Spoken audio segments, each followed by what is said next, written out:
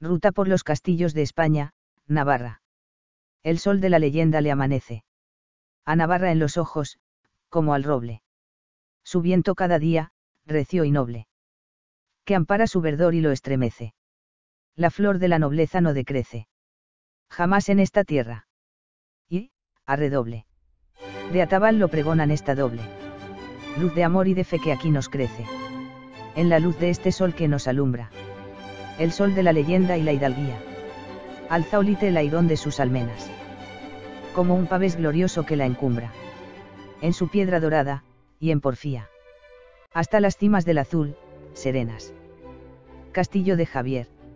El Castillo de Javier fue la casa natal de San Francisco Javier, el jesuita viajero que recorrió medio mundo. Es lugar de peregrinación, especialmente a principios de marzo, en las llamadas Javieradas. Su construcción se remonta al siglo X al XI. Por aquel entonces, Esabierre, nombre vasco que significa casa nueva, era una torre defensiva aislada, situada en el límite entre los reinos de Navarra y de Aragón, y lo que comenzó siendo una torre defensiva y de vigilancia entre los reinos de Navarra y Aragón fue ampliándose con diversos recintos y murallas. Además de la familia propietaria, en su interior vivían bastantes jornaleros, hombres de campo, con sus familias. Con el tiempo, el castillo fue deteriorándose, hasta que a finales del siglo XIX la duquesa de Villahermosa y condesa de Javier decidió restaurarlo, devolviéndole su esplendor. Castillo de Olite. El Castillo de Olite es uno de los alcázares de estilo gótico más importantes de Europa. En el siglo XV, Carlos III y el noble y Leonor de Trastámara ordenó ampliar el anterior castillo, dando lugar al Palacio de los Reyes de Navarra. Su construcción nunca se afrontó como un proyecto unitario, siendo constantes las obras de ampliación y reforma a lo largo de los siglos. Después de la invasión de Navarra en 1512 comenzó el deterioro del palacio, hasta que en la Guerra de la Independencia Espoz y Mina ordenó incendiarlo en 1813 por temor a que fuera empleado por las tropas francesas de Napoleón. El castillo fue restaurado en 1923 por los arquitectos José y Javier Yarnoz y las obras se iniciaron en 1937. Fortaleza de Santa María de Ujue. Pocas son las noticias documentales de pueden aportarse para la historia primitiva de la villa de Ujue. Por su situación estratégica, fue en el siglo IX avanzada del territorio cristiano sobre tierras islamizadas que vigilaban los pasos naturales de ataque a Pamplona, el Carrascal, y a Leire, el curso del río Aragón.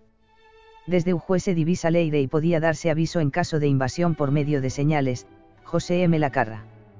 La iglesia fortaleza de Santa María de Ujue es un contundente templo fortificado. El santuario se edificó sobre una iglesia románica del siglo XI. Según la leyenda, un pastor vio a una paloma entrando y saliendo de un hueco de una roca. Al acercarse y mirar, encontró la imagen de la Virgen y los vecinos construyeron la iglesia para darle cobijo. Fue Sancho Ramírez quien ordenó su construcción y dotó a la villa de fueros propios, y Carlos II el Malo ordenó el derribo de parte de las naves para construir una amplia nave central gótica. Palacio Jauregia. En pleno valle del Baztán, el Palacio Jauregia es un edificio de estilo clásico construido entre los siglos XV y XVIII. En el año 1437 figuraba como señor del Palacio Pedro Perais, manteniéndose en la misma familia hasta la actualidad. Ciudadela de Pamplona. Este conjunto fortificado es uno de los recintos abaluartados mejor conservados de toda Europa. Fue el rey Felipe II quien ordenó su construcción en 1571, en el marco de la renovación y fortalecimiento general de las fortificaciones de Pamplona.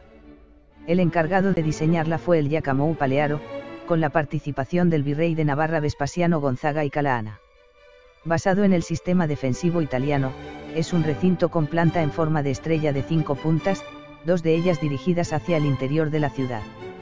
Pamplona es ahora más frontera que metrópoli, ha de tener un muy principal castillo, porque estando aún fresca la memoria del gobierno de su rey natural, todavía es necesario asegurarse también con una fuerza, de sus voluntades. La obra deberá servir para defenderse del peligro extrínseco, pero también intrínseco, informe de 1569 del ingeniero Antanelli al rey. A lo largo del tiempo se realizaron diversos refuerzos defensivos, aunque no se pudo evitar que el 16 de febrero de 1808 el ejército francés al mando del general de Armagnac la ocupara. 15 años más tarde, en 1823, los 100.000 hijos de San Luis rendirían la plaza. La ciudadela también fue un lugar relevante en la guerra civil, siendo utilizado como prisión. Castillo de Maya. Las primeras referencias que tenemos del castillo de Amaiur/Maya proceden del siglo XII, y a lo largo de los siguientes 3 siglos se construyó la Torre del Homenaje y sus murallas.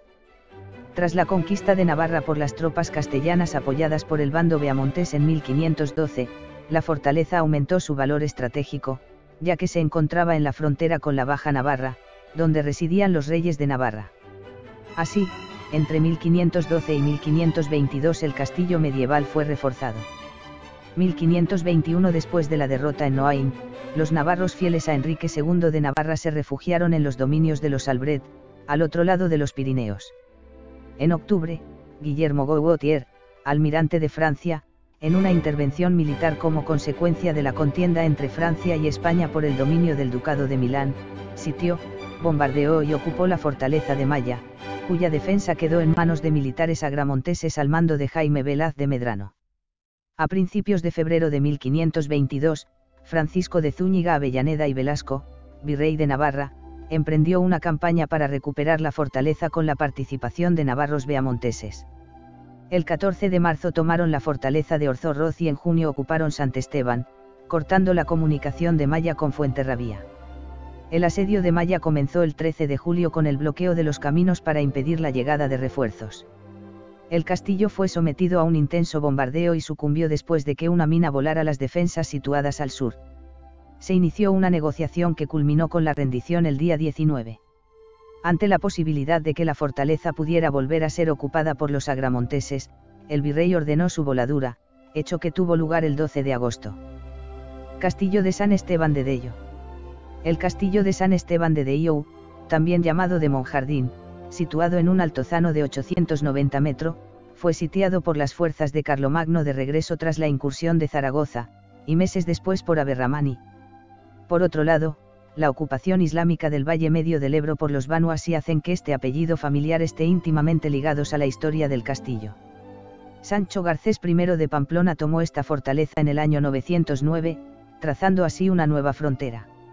La leyenda cuenta que aquí se encuentran los restos de este monarca. Palacio del Príncipe de Viana. A finales del siglo XI, Sancho Ramírez ordenó construir el castillo, heredado después por Alfonso el Batallador. Cuando Navarra se separó de Aragón, 1134, Sangüesa se convirtió en frontera, lo que llevó a edificar un cerco amurallado cuyo flanco norte estaba defendido por el castillo.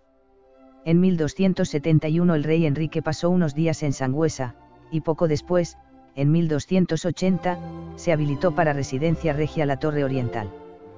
Juana de Navarra lo habitó en 1334, así como Carlos II el Malo y el infante Don Luis con motivo de las guerras con la Corona de Aragón. También lo haría Carlos III, ya en tiempos ya de paz. Por su parte, Doña Blanca, esposa de Juan II de Aragón, y su hijo el príncipe Carlos de Viana, fijaron aquí su corte. Juana Enríquez, segunda mujer de Juan II, también residió en este lugar. Estando en avanzado estado de gestación, doña Juana decidió trasladarse a Sos del Rey Católico, donde nació su retoño, Fernando el Católico. También fue la residencia de los últimos reyes de Navarra, Juan de la Brit y Catalina de Foix. Castillo de Santa Cara. Fortaleza del siglo XIII, fue mandado destruir 2 siglos después tras la invasión del Reino de Navarra por las tropas castellanas del Duque de Alba, 1512, por orden del rey Fernando. Torre Palaciana de Olcoz. La Torre de Olcoz, junto al Carrascal, es un magnífico ejemplar de torre fortificada, en piedra de sillería, que nos ha llegado íntegro en su estructura exterior. Juan José Martinena Ruiz. Esta torre del siglo XV ha tenido una gran importancia en la historia gracias a su ubicación en el centro de Navarra, sirviendo de conexión entre los castillos más cercanos y formando así un sistema de defensa completo. Salvada la fortificación del decreto del cardenal Cisneros que tras la toma de Navarra ordenó demoler gran número de las fortificaciones del Reino de Navarra, desde el siglo XV y XVI formó parte del patrimonio de la familia Ozta. Hay un palacio con una torre muy alta y fuerte, que tiene obligación el palaciano de mantener siempre en buen estado, 1802 Diccionario de la Academia de la Historia. La torre fue destruida en la Guerra de la Independencia. Las tropas afines a Espoz y Mina prendieron fuego al edificio cuando albergaba en su interior a tropas napoleónicas, quedando reducido a escombros, excepto 4 paredes. Más tarde sería restaurado. Cerco de Artajona. El cerco de Artajona es la fortaleza medieval más importante de la zona media de Navarra. Este conjunto amurallado del siglo XI tuvo 14 torreones almenados, pero actualmente permanecen en pie 9 de ellos. Entre los años 1085 a 1109, Hugo de Conques ejecutó las obras de construcción de la fortaleza.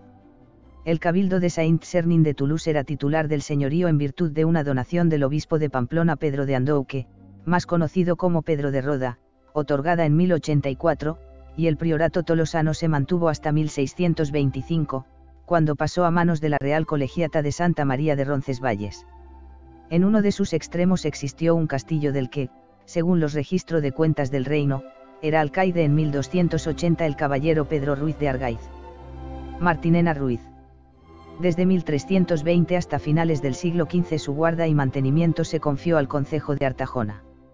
Debido a su situación estratégica, la plaza sufrió diversas batallas por su control, siendo reconstruido en varias ocasiones. Tras estos conflictos fue perdiendo su condición de villa militar activa y las bastorres comenzaron a integrarse en las viviendas de los siglos XVI al XVIII. Castillo de Marcilla. Este castillo gótico del siglo XV construido en ladrillo sobre piedra pasó a ser un castillo palaciego residencial de los marqueses de Falces.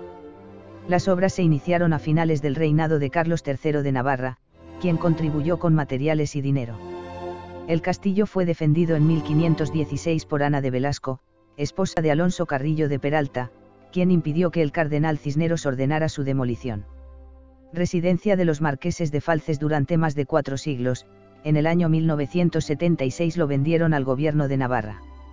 Los marqueses habían conservado en su interior, en custodia, la tizona del Cid Campeador. La espada fue entregada en custodia por los reyes católicos a Pedro de Peralta y Ezpeleta, por sus servicios prestados a la corona de Aragón con ocasión del matrimonio de Isabel y Fernando. Castillo de Zalatambor. Los primeros datos que se tienen de la existencia del castillo se remontan a 1024, año en el que se hace mención al teniente Semeno Ogoaez en el castillo de Lizarrara, ubicado en la Peña Menor. En el siglo XIII la fortaleza pasó a llamarse Castillo de Zalatambor, coincidiendo con las primeras fortificaciones realizadas en la Peña Mayor. El castillo siempre ha tenido un importante valor estratégico en la defensa del reino de Navarra frente a Castilla. Así, en 1203, los reyes Alfonso VIII I de Castilla y Alfonso IX de León atacaron Navarra, pero Diego López de Vizcaya logró resistir al asedio. Otro ejemplo de su importancia son las sucesivas ampliaciones y reformas que sufrió Zalatambor, además de la construcción de un nuevo castillo, Belmecher, en 1276, y una torre a modo de atalaya defensiva que vigilaba el camino de Castilla. Las 3 fortificaciones se encontraban unidas por una muralla formando el recinto castelar de Estella, totalmente independiente de la ciudad. Zalatambor fue residencia real desde el siglo XIII al XV, cuando la crisis producida por la guerra civil entre agramonteses y beamonteses obligó a los monarcas a alojarse en otros lugares. En 1512, la coalición beaumontesa castellana conquistó definitivamente el castillo, pasando a manos castellanas. Su destrucción parcial se realizó mediante la voladura de los principales elementos defensivos. Sin embargo, el estado que presenta actualmente el castillo es debido fundamentalmente a su utilización como cantera. Castillo de Cortes. Castillo del siglo XII, posiblemente de origen musulmán. Fue una de las fortalezas medievales más importantes de Navarra debido a su situación fronteriza con Aragón.